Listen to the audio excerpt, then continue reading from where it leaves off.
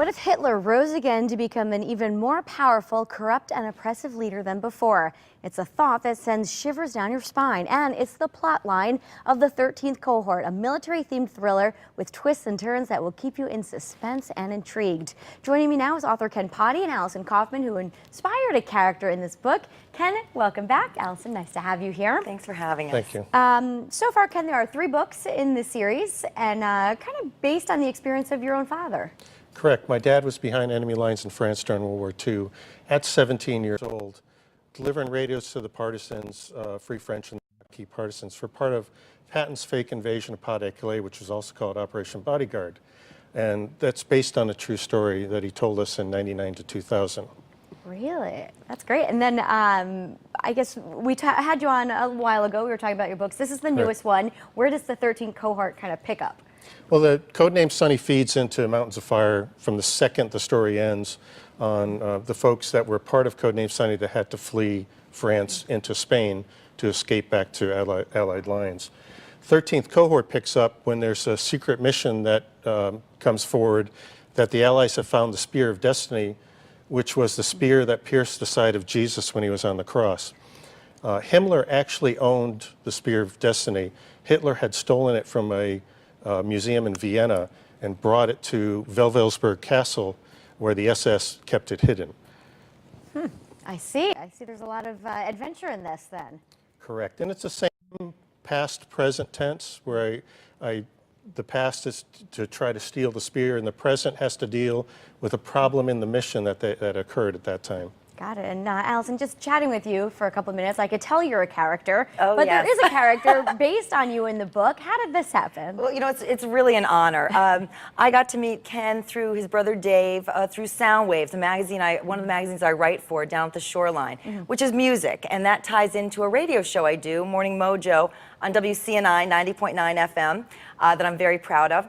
And that was all the real circle there, and I invited Ken in. I had the pleasure of meeting his dad before he passed, and I was just so taken by his story and everything surrounding him.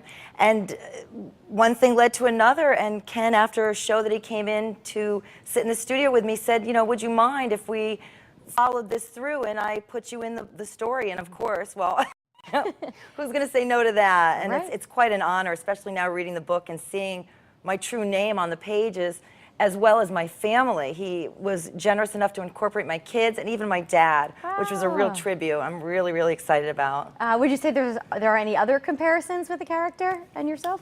You know, I really see a lot of it, and what's interesting is as he brings me forward in time and makes me a very old woman, I really love it. It's as I said, it's really something special, and now it's out there forever, so it's really exciting, and I couldn't recommend it more.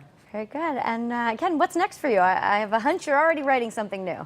Black Dawn is the 4th book in the Codename series. All the characters, well, most of them return. You have to read it, the 3rd book, to find out which ones don't return, because some of them just get killed. And it has to do with the Germans in World War II had developed nerve agent gas.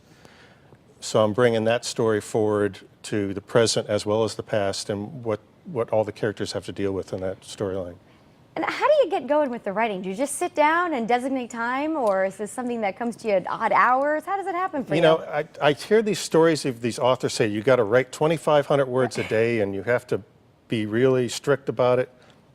I wrote 40,000 words in one month, and I wrote 5,000 in the next month, and whatever hits me, and if something doesn't hit me, I go out and I find characters. There you go, and it just flows. and then the ideas come and it flows from that. And you have a couple of awards under your belt. I do. The Codename Sunny's won 7 awards. Reader's Favorite was the biggest one. They're one of the biggest in the country, as well as Mountains of Fire.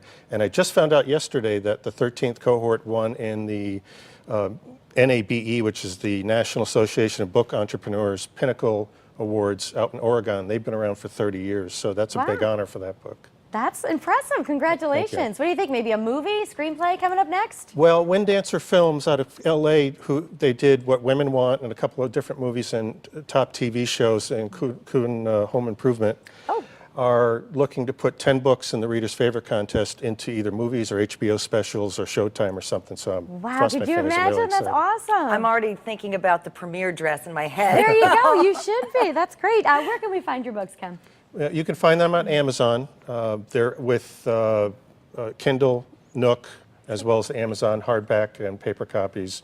And you can find them at infinitypublishing.com, and bookstores can order them on their Ingram system, so they can order them in the store for you. Very good. Well, thanks for being here, Allison. Great to meet you. You also. Thank you so much for having us. All right.